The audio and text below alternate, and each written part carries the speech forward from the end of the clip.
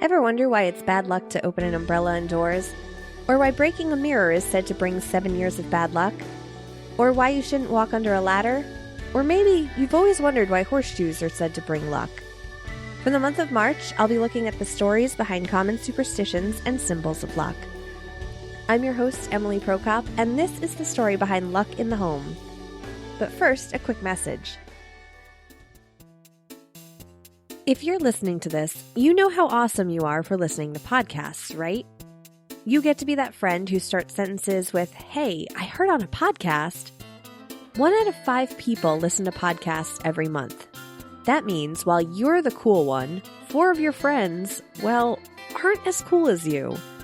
But you have the power to help them. Be a good friend and suggest a podcast. For the month of March, hundreds of podcasts from NPR, StuffYouShouldKnow.com, and indie podcasts alike are putting out a challenge to listeners to introduce their friends to podcasts. And as much as I'd love it if you recommended the story behind, it might not be up everyone's alley. But there are plenty of shows to choose from. Whatever you decide to suggest to your friends, tweet about it using the hashtag Trypod. That's TRYPOD, as in try a podcast. I'll be using the hashtag all month to talk about some of my favorites as well.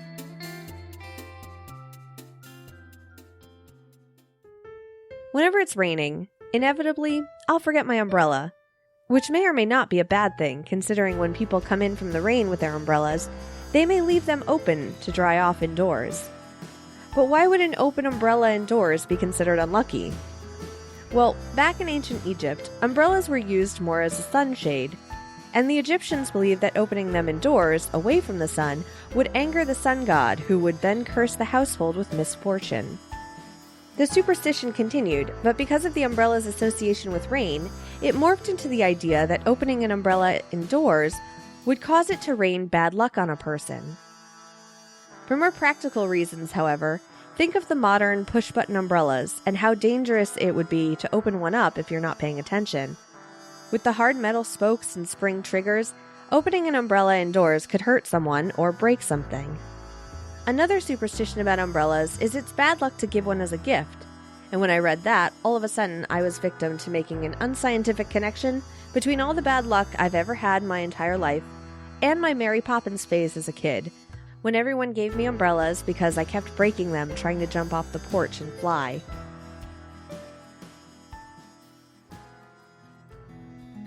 Has your mirror breaking pretty much doomed you to a lifetime of supposed bad luck? The Romans took reflective surfaces very seriously, and they believed mirrors captured one's soul, so breaking a mirror while looking at it would indicate illness and the mirror taking one's soul, which wouldn't be renewed for 7 years. By the way, this idea of regaining one's soul after 7 years is the precursor to the myth you may have heard about the human body renewing itself every 7 years. Just to dispel that a bit, red blood cells die after 4 months, white blood cells after a year, and brain cells can live a lifetime.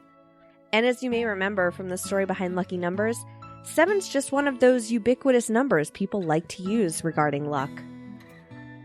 Another reason for spreading the myth that breaking a mirror brings bad luck would be the same reason I tell my daughter her nose will grow if she tells a lie. It's kind of a scare tactic. Mirrors used to be hard to come by for hundreds of years, and even though they were expensive, for the most part they were poor quality, so warning about bringing bad luck made people more cautious with them. There are a number of ways to reverse the 7 years of bad luck, including burning the broken mirror pieces and burying them a year later, touching a piece to a tombstone, lighting 7 white candles that night and blowing them out all in one breath at midnight, or even leaving the broken mirror pieces as they fell for 7 hours.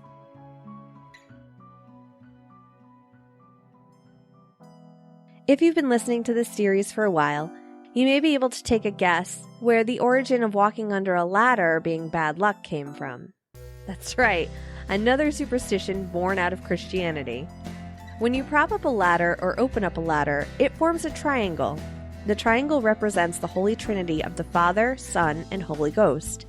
And stepping through this triangle was a sign of disrespect, incurring bad luck. In medieval times, ladders were associated with the gallows, since people were hanged from the top rungs, and it was believed their spirits remained within the triangle formed by the ladders. walking through that haunted triangle was thought to curse the person to the same fate of hanging. And the Egyptians regarded triangles as sacred and represented the pyramids. Walking underneath the triangle of a ladder leaning against a wall was said to show disrespect for the dead and those buried within the pyramids. Egyptians also believed if you walked under a ladder, you might see a god walking down it, which wouldn't fare well for you to meet a god face to face. And practically speaking, walking under a ladder could be dangerous for anyone, regardless of luck. It's possible something, or someone, can fall from that ladder, especially if you knock into it while walking underneath it. Some of the remedies to avoid bad luck from walking under a ladder include making a wish as you walk under it, walking backwards through it, crossing your fingers and keeping them crossed until you see a dog, and putting your thumb between your index and middle fingers as you're walking under the ladder. But be careful with that one. If you remember back to the story behind 30 Random Things, you may remember that this hand signal is known as the fig sign and is considered not very nice in some parts of the world.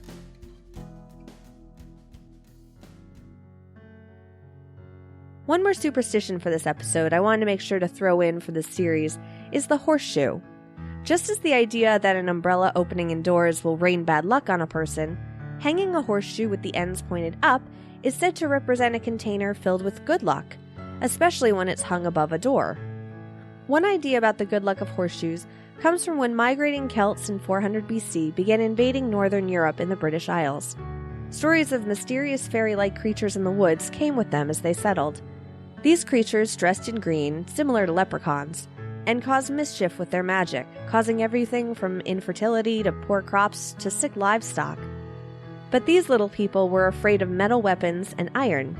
Horseshoes were especially protective of families, not only because they were made of iron, but also because they resembled the Celtic moon god's crescent. Iron itself has been held in high regard since it's strong and can be molded only using fire. Because of this, blacksmiths were considered to be especially auspicious. One blacksmith in particular is associated with horseshoes, giving one origin of its superstition. St. Dunstan, who was a brilliant blacksmith, was said to be constantly tempted by the devil. One night, the devil came in asking for Dunstan to equip his horse with horseshoes. As he was doing so, Dunstan suddenly grabbed the devil's hoof and nailed a hot horseshoe to it. The devil was said to jump around in pain and either remove the horseshoe itself or beg Dunstan to remove it under the agreement he would never step foot in a house with a horseshoe hanging above the door. And because the number 7 seems to keep following us, a horseshoe is also said to hold luck because of the 7 nails used to hold it in place.